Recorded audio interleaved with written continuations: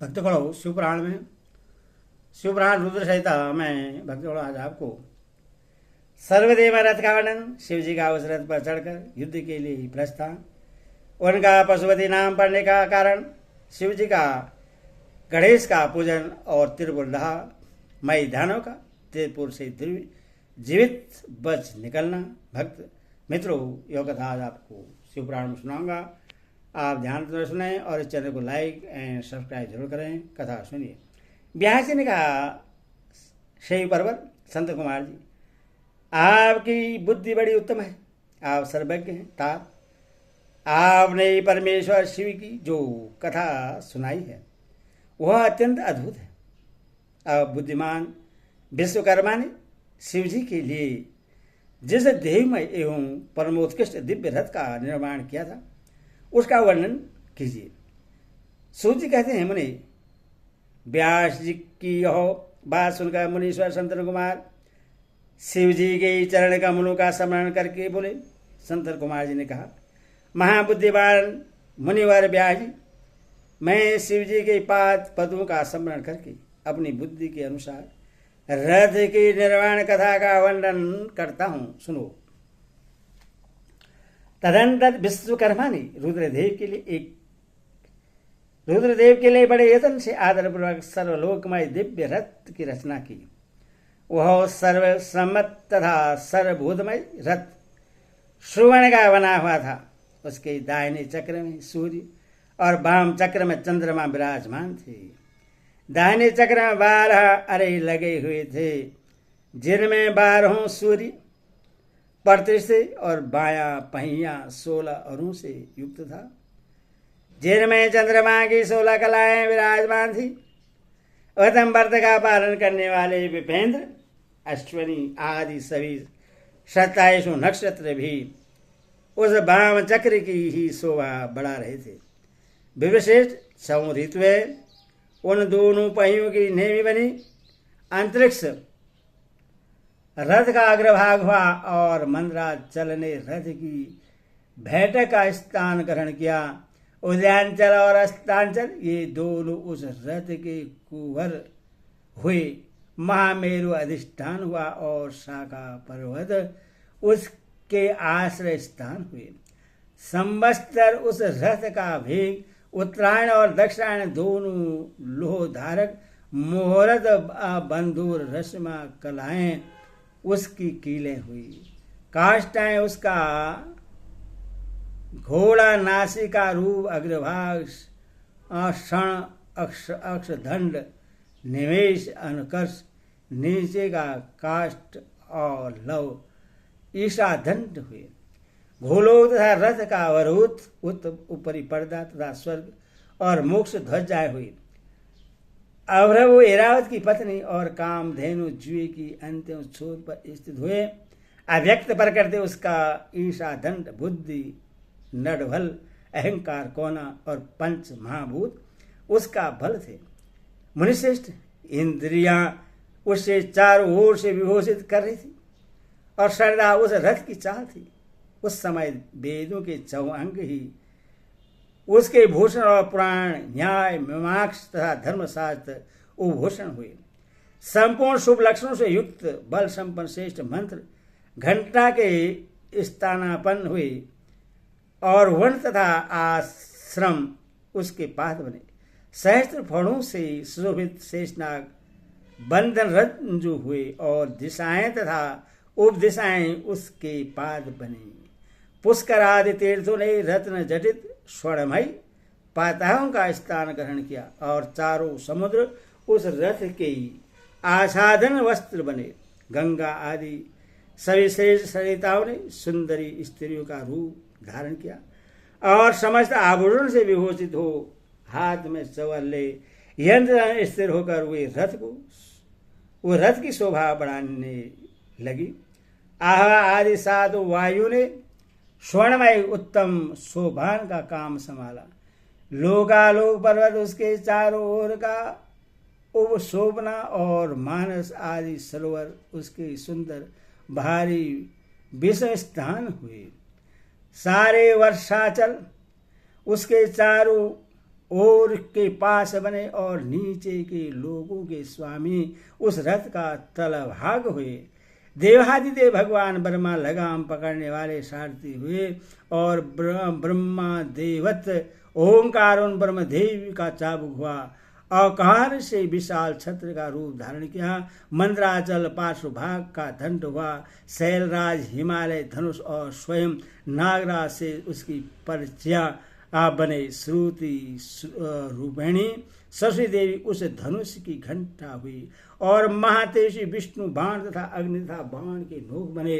मुने चारों वेद उस रथ में जोतने वाले 4 घोड़े कहे गए हैं। इसके बाद शेष बची हुई ज्योतियां उन अश्वों के आभूषण हुई। विश्व से उत्पन्न हुई वस्तु ने सेना का रूप धारण किया। वायु भाजा भजाने वाले तथा और व्यास आदि मुख्य मुख्य ऋषि वाहक हुए। मुनीश्वर, अधिक कहने से क्या लाभ, मैं संक्षेप में ही बतलाता हूं कि ब्रह्मांड में जो कुछ वस्तु थी वह सब उस रथ में विद्यमान थी। इस प्रकार बुद्धिमान विश्वकर्मा ने ब्रह्मा और विष्णु की आज्ञा से उस शुभ रथ का तथा रथ सामने का निर्माण किया था। संत कुमार जी कहते हैं, महर्षि, उस प्रकार के महादिव्य रथ में जो अनेक विध आश्चर्य से युक्त था, वेद रूपी अश्वों को जोतकर ब्रह्मा ने उससे शिव को संपृक्त कर दिया। शंभु को निवेदित करने के पश्चात जो विष्णु आदि देवों के सामान्य एवं त्रिशूल धारण करने वाले हैं, उन देव देवेश्वर की प्रार्थना करके ब्रह्मा जी उन्हें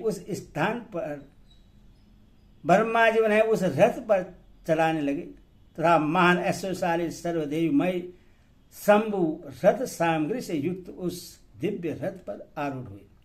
उस समय ऋषि देवता गर्दव नाग लोकपाल और ब्रह्मा विष्णु भी उनकी स्तुति कर रहे थे। गान विद्या विशारद अप्सराओं के गण उन्हें घेरे हुए थे। सारथी के स्थान पर ब्रह्मा को देखकर उन वरदायक शंभु की विशेष शोभा हुई। लोक की सारी वस्तुओं से कल्पित उस रथ पर शिवजी चढ़ ही रहे थे कि वेद संभूत वे घोड़े सिर के बल भूमि पर गिर पड़े। पृथ्वी में भूकंप आ गया। सारे पर्वत डगमगाने लगे। सहसा शेषनाग शिवजी का भार न सह सकने के कारण आतुर हो कांप उठे। तब उसी क्षण भगवान धरणी धरने उठकर नंदीश्वर का रूप धारण किया और रथ के नीचे जाकर उससे ऊपर को उठाया, परंतु नंदीश्वर भी रथारूढ़ महेश के उस उत्तम तेज को सहन न कर सके। अतः उन्होंने तत्काल ही पृथ्वी पर घुटने टेक दिए। तब भगवान ब्रह्मा ने शिव जी की आज्ञा से हाथ में चाबुक ले घोड़ों को उठाकर उस श्रेष्ठ रथ को खड़ा किया। तदनंतर महेश द्वारा अधिष्ठित उस उत्तम रथ में बैठे हुए ब्रह्मा जी ने रथ में जुते हुए मन और वायु के समान वेगशाली वेदमय अश्वों को उन तपस्वी दानों के आकाश स्थित तीनों पुरों को लक्ष्य करके आगे बढ़ाया। तत्पश्चात लोगों के कल्याणकर्ता भगवान रुद्र देवों की ओर दृष्टिपात करके कहने लगे, सुरश्रेष्ठो, यदि तुम लोग देव तथा अन्य प्राणियों के विषय में पृथक पृथक पशु तत्व की कल्पना करके उन पशुओं का आधिपत्य मुझे प्रदान करोगे, तभी मैं उन असुरों का सहार करूंगा, क्योंकि वे दैत्य श्रेष्ठ तभी मारे जा सकते हैं, अन्यथा उनका वध असंभव है। संत कुमार जी कहते हैं, मुनि, आघात बुद्धि संपन्न देवादिदेव भगवान शंकर की यह बात सुनकर सभी देवता पशुतत्व के प्रति सशंकित हो उठे, जिससे उनका मन खिन्न हो गया। तब उनके भाव को समझकर देव अंबिकापति शंभु करुणार्थ हो गए। फिर वे हंसकर उन देवताओं से इस प्रकार बोले। शंभु ने कहा, देव श्रेष्ठो, पशु भाव प्राप्त होने पर भी तुम लोगों का पतन नहीं होगा। मैं उस पशु भाव से विमुक्त होने का उपाय बतलाता हूं, सुनो और वैसा ही करो। समाहित मन वाले देवताओं, मैं तुम लोगों से सच्ची प्रतिज्ञा करता हूं कि जो इस दिव्य पाशुवत व्रत का पालन करेगा वह पशु तत्व से मुक्त हो जाएगा। सुरश्रेष्ठो, तुम्हारे अतिरिक्त जो अन्य प्राणी भी मेरे पाशुबद्ध भक्त को करेंगे वे भी निसंदेह पशु तत्व से छूट जाएंगे। जो नैष्ठिक ब्रह्मचर्य का पालन करते हुए 12 वर्ष तक, 6 वर्ष तक अथवा 3 वर्ष तक मेरी सेवा करेगा अथवा कराएगा वह पशु तत्व से विमुक्त हो जाएगा। इसलिए श्रेष्ठ देवताओं, तुम लोग भी जब इस परमोत्कृष्ट दिव्य भक्त का पालन करोगे तो उसी समय पशु तत्व से मुक्त हो जाओगे। इस समय कुछ भी शेष नहीं है। संत कुमार जी कहते हैं, महर्षि परमात्मा महेश्वर का वचन सुनकर विष्णु और ब्रह्मा आदि देवताओं ने कहा, तथेति, बहुत अच्छा, ऐसा ही होगा। इसीलिए बड़े बड़े देवता और असुर भगवान शंकर के पशु बने और पशु तत्व रूपी पास से विमुक्त करने वाले रुद्र पशुपति हुए। तभी से महेश्वर का पशुपति यह नाम विश्व में विख्यात हो गया। यह नाम समस्त लोगों में कल्याण प्रदान करने वाला है। उस समय संपूर्ण देवता और ऋषि हर्षमग्न होकर जय जय जयकार करने लगे और देवेश्वर ब्रह्मा विष्णु तथा अन्य प्राणी भी परमानंद मग्न हो गए। उस अवसर पर महात्मा शिव का जैसा रूप प्रकट हुआ था उसका वर्णन सैकड़ों वर्षों में भी नहीं हो सकता। तदनंतर जो शिवा और संपूर्ण जगत के स्वामी और समस्त प्राणियों के सुख प्रदान करने वाले हैं, वे महेश्वर योग सृजित होकर त्रिपुर का संहार करने के लिए परिस्थित हुए। जिस समय देव महादेव त्रिपुर का विनाश करने के लिए चले, उस अवसर पर देवराज आदि सभी प्रधान देवता भी उनके साथ परिस्थित हुए। पर्वत के समान विशालकाय उन असुरेश्वरों का मन प्रश्न था। वे सूर्य के समान प्रकाशित हो रहे थे।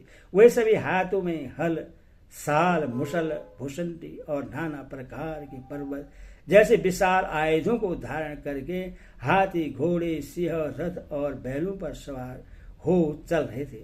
उस समय जिनके शरीर परम प्रकाशमान थे और मन महान उत्साह से संपन्न थे तथा जो नाना प्रकार के अस्त्रों से सुसज्जित थे, वे इंद्र, ब्रह्मा आदि, विष्णु आदि देव शंभु की जय जयकार बोलते हुए महेश्वर के आगे आगे चले। सभी दंडी एवं जटाधारी मुनि हर्ष मनाने लगे और आकाशचार्य सिद्धाचार्य पुष्पों की वृष्टि करने लगे। विपेंद्र, त्रिपुर की यात्रा करते समय जितने गणेश्वर शिव जी के साथ थे उनकी गणना करके कौन पार पा सकता है। तथापि मैं कुछ का वर्णन करता हूँ। योगिनी, समस्त गण राजों में श्रेष्ठ भीर्गी गणेश्वरों तथा देवी गणों से घिरकर विमान पर आरूढ़ हो महेंद्र की भांति त्रिपुर का विनाश करने के लिए चले। उनके साथ शांत केश, विगतवास, महाकेश, महाज्वर, सोमवली, श्रवण, सोमय, सनक, सोमदीर्घ, सूर्यवर्चा, सूर्य प्रयाषण, सूर्याक्ष, सूर्यनामा, सूर्य, सुंदर, प्रस्कंद, कुंदर, चंड, कंपन, अतिकंपन, इंद्र, इंद्रजय, यंता, हिमकर, शताक्ष, पंचाक्ष, सहस्त्राक्ष, महोदर, सतीजो, सातस्य आदि बहुत से अप्रेमय बलशाली वीर गणाध्यक्ष लक्ष्यन की परवाह न करते हुए महेश्वर को घेर कर चल रहे थे। ब्याज तदंतर महादेव शंभु संपूर्ण सामग्री सहित उस स्थान पर स्थित हो उन सूर्यद्रोहियों के तीनों पूर्वों को पूर्णतः दग्ध करने के लिए उद्यत हुए। उन्होंने रथ के शीर्ष स्थान पर स्थित हो उस महान अद्भुत धनुष पर परिचय चढ़ाए और उस समय उत्तम बाण का संधान करके हुए रोषा हुए से होंठ को चाटने लगे। फिर धनुष की मूठ को दृढ़ता पूर्वक पकड़कर और दृष्टि में दृष्टि मिलाकर वे वहां अचल भाव से खड़े हो गए। परंतु उनके अंगूठे के अग्रभाग में स्थित होकर गणेश निरंतर पीड़ा ही पहुंचाते रहे, जिससे वे तीनों पुर त्रिशूलधारी शंकर का लक्ष्य नहीं बन सके। तब धनुर्बाणधारी मुंजकेश विरूपाक्ष शंकर ने परम शोभन आकाशवाणी सुनी। उस व्योम वाणी ने कहा, ऐश्वर्यशाली जगदीश्वर, जब तक आप इन गणेश की अर्चना नहीं कर लेंगे तब तक इन तीनों पूर्वों का सहारा नहीं कर सकेंगे। तथा तब ऐसी बातें सुनकर अंधकासुर की निहंता भगवान शिव ने भद्रकाली को बुलाकर गजानन का पूजन किया। जब हर्षपूर्वक विधि विधान से अग्रभाग में स्थित उन विनायक की पूजा की गई, तब वे प्रश्न हो गए। फिर तो भगवान शंकर को उन तारक पुत्र महामनुष्य दैत्यों के तीनों नगर यथोक्त रूप से आकाश में स्थित दिख पड़े।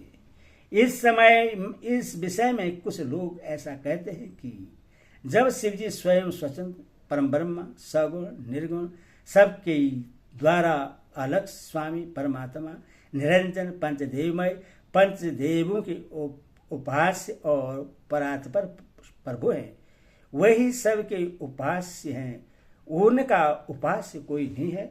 तब सबके वंदनीय परम ब्रह्मा स्वरूप उन देवेश्वर महेश्वर के विषय में यह बात उचित नहीं जान पड़ती कि उनकी कार्य सिद्धि अन्य की कृपा पर अवलंबित हो, परंतु मुझे उन देवादिदेव भरदानी महेश्वर के चरित्र में लीला बस सब कुछ घटित हो सकता है। अस्तु, इस प्रकार जब गणाधीप का पूजन करके महादेव स्थित हुए, तब वे तीनों पूर्व काल व शीघ्र ही एकता को प्राप्त हो गए। मुनि उन त्रिपुरों के प्रस्त मिलकर एक हो जाने पर महान आत्म बल से संपन्न देवताओं को महान हर्ष हुआ। तब संपूर्ण देवगण सिद्ध और परमार्थ अष्टमूर्तिधारी शिव की स्तुति करके उच्च स्वर से जय जयकार करने लगे। उसमें ब्रह्मा और जगदीश्वर विष्णु ने कहा, महेश्वर, तारे के पुत्र उन त्रिपुर निवासी दैत्यों के वध का समय भी आ गया है विभो, इसीलिए ये पुर एकता को प्राप्त हो गए हैं। अतः दिवेश, जब तक ये त्रिपुर पुनः विलय हो, उसके पहले ही आप बाण छोड़कर इन्हें भस्म कर डाली और देवताओं का कार्य सिद्ध कर दीजिए। मुनि तदंतर शिवजी ने धनुष की डोरी चढ़ाकर उस पर पूज्य पाशुबतता शस्त्र नामक बाण का संधान किया और उससे वे त्रिपुर पर छोड़ने का विचार करने लगे। शंकर ने जिस समय अपने अद्भुत धनुष को खींचा था, उस समय अभिजत मुहूर्त चल रहा था। उन्होंने धनुष की टंकार तथा दुस्सह से नाद करके अपना नाम घोषित किया और उन महाअसुरों को ललकार कर करोड़ों सूर्य के समान प्रकाशमान उस भीषण बाण को उन पर छोड़ दिया। तब जिसके नोक पर अग्निदेव प्रतिष्ठित थे और जो विशेष रूप से पाप का विनाशक तथा विष्णुमय था, उस महान ज्वाल्यमान शीघ्रगामी बाण ने उन त्रिपुर निवासी दैत्य को दग्ध कर दिया। तत्पश्चात वे तीनों पुर भी भस्म हो गए और एक साथ ही चारों समुद्र रूपी मेखला वाली भूमि पर गिर पड़े। उस समय शिवजी की पूजा का अतिक्रमण कर देने के कारण सैकड़ों दैत्य उस बाण स्थित अग्नि से जलकर हाहाकार मचा रहे थे। जब भाइयों से तारकाश जलने लगा, तब उसने अपने स्वामी भक्त वत्सल भगवान शंकर का स्मरण किया और मने मन महादेव को देखकर परम भक्ति पूर्वक नाना प्रकार के से विलाप करता हुआ वह उनसे कहने लगा। ताराक से बोला, भव आओ, हम पर प्रश्न है। यह हमें ज्ञात हो गया है, इस सत्य के प्रभाव से आप फिर कब भाइयों से हमको दग्ध करेंगे। भगवान, जो देवता और असुरों के लिए अप्राप्त है वह आपके हाथ से मरण रूप दुर्लभ लाभ में प्राप्त हो गया। अब जिस योनि में हम जन्म धारण करें, वह हमारी बुद्धि आपकी भक्ति से भावित रहे। मुनि, यो वे दैत्य विलाप कर ही रहे थे कि शिव जी की आज्ञा से उस अग्नि ने उन्हें अद्भुत रीति से जलाकर राख की ढेरी बना दिया। ब्याजी और भी जो बालक और वृद्ध दानव थे, वे शिवाज्ञानुसार उस अग्नि द्वारा शीघ्र ही जलकर भस्म हो गए। यहाँ तक कि उन त्रिपुरों में जितनी स्त्रियां पुरुष थे, वे सब के सब उस अग्नि से उसी प्रकार दग्ध हो गए जैसे कल्पांत में जगत भस्म हो जाता है। उस समय उस भीषण अग्नि से कोई भी स्थावर जगह बिना जले नहीं बचा, किंतु असुरों का विश्वकर्मा अविनाशी मय बच गया, क्योंकि वह देवों का अविरोधी, शंभु के तेज से श्वसित और सद्भक्त था। विपत्ति के अवसर पर भी वह महेश्वर का शरणागत बना रहता था। जिन दैत्यों तथा अन्य प्राणियों का भाव अभाव अथवा अकृत्य के प्राप्त होने पर नाशकारक पतन नहीं होता, वे विनाश से बचे रहते हैं। इसीलिए सत्पुरुषों को अत्यंत संभावित उत्तम कर्म के लिए ही प्रयत्न करना चाहिए, क्योंकि निदित कर्म करने से प्राणी का विनाश हो जाता है। अतः ग्रहित कर्म का आचरण भूल कर भी न करें। उस समय भी जो दैत्य बंधु बांधों से शिव जी की पूजा में तत्पर थे, वे सब के सब शिव पूजा के प्रभाव से दूसरे जन्म में गणों के अधिपति हो गए। ओम नमः शिवाय। ओम नमः